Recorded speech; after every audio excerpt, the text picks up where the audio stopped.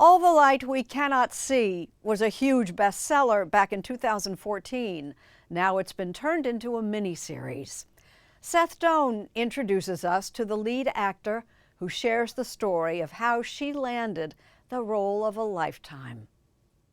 My name is Aria Mia Loberti, and I am auditioning for the role of Marie-Laure LeBlanc in All the Light We Cannot See.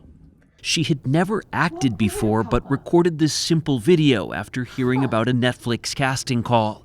The part was for the heroine in an adaptation of the Pulitzer Prize-winning novel by Anthony Doerr, All the Light We Cannot See.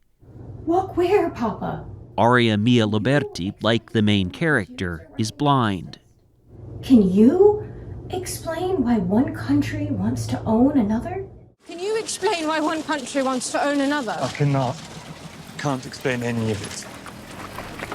On the radio, they say the Nazis hate anyone who's different, and they hate anyone who speaks the truth. Marie. Listen to me. Listen. I'm different. I know I am. I know you've tried to protect me, but I'm different. I know this chair is an original, which I think is really cool. And We were on set last year for the filming of the series, which is out next month. Roll camera. Sean Levy, acclaimed for the Netflix hit Stranger Things, is directing. I hope you will tune in again tomorrow. Did you consider a sighted actor for the role of Marie? Early on, I was open to any kind of casting, but I had this gnawing suspicion that the right way to do this and the best way to do this was to do it with an actress or a non-actress who is new to acting, but who brought the experience that Marie, the character, lives with. And that meant a low vision or blind candidate. And we saw hundreds and hundreds, and Aria rose to the top. In the epic drama set in World War II, parallel stories unfold and converge. There's Werner, an orphaned German boy forced to join the Hitler Youth. And now, for those of you who listen to my broadcast... And Loberti's role, Marie-Laure, the protagonist, a young French woman who lost her sight as a girl. It's a story of resilience and the power of kindness in the most unlikely circumstances.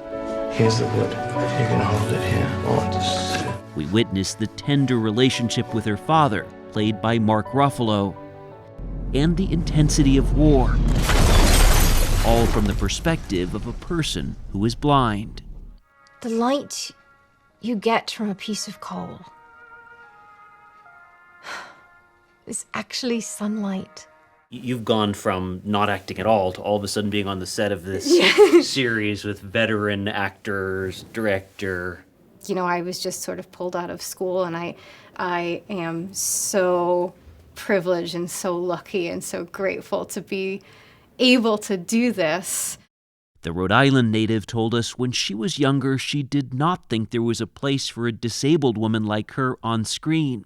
So she veered toward academics, becoming a Fulbright scholar, studying language and history, at least until that casting call came. Thank you so much for this opportunity. Giving her a chance to bring her lived experience to this role. I'm immersing you as the audience into a culture and a mindset in which I live. It's a lifestyle. It's not choreography. But isn't acting? Don't actors inhabit other people's lives? You know, yes, actors are actors, and everyone, I believe, should have the opportunity to step into someone else's shoes.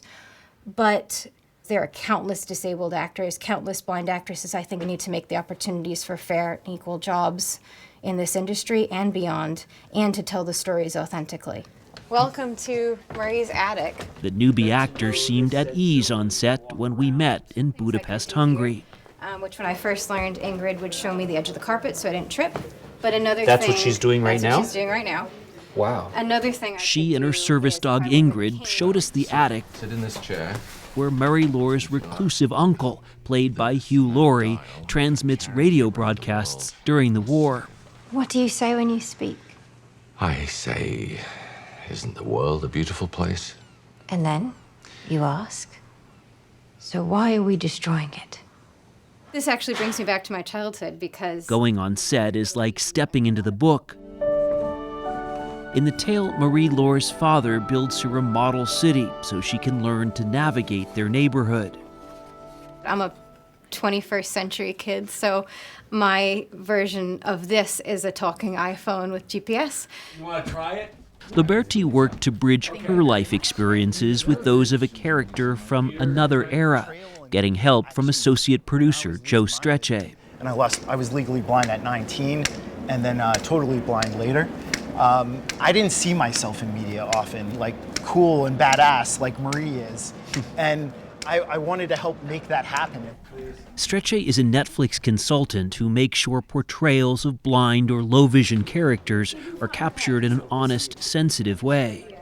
Like one scene I suggested that a character that's interacting with Marie would nod their head yes without saying yes, and realize that the character Marie couldn't see that, and then have to respond to it. What changes in the performance? Like, instead of the cliche of, oh, I'm playing a low vision or blind character, so I'm going to willfully avoid eye contact with you, the reality is that Aria, like many blind people, has grown up learning to look above the voice, look above the sound. How has your process changed in working with Aria?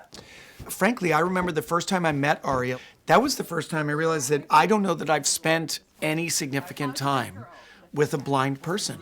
And I realized that, wow, so many of us have a limited depth of experience with many disabilities. Levy had read the book and says it's a challenge to turn, in his words, an epic novel into a film, but a 4-part series gave him the time. Loberti told us she too loved this book when it was published, and today sees this role as much more than just a character in a film. Darkness lasts not even for 1 second when you turn on the light. That's all I wanted to say. I feel the weight of every single blind girl especially, but every member of the blind community, but also the millions of people who probably have never met a blind person, and this will be the first time they've ever met someone like me, and to be the introduction. It's scary, but it's wonderful.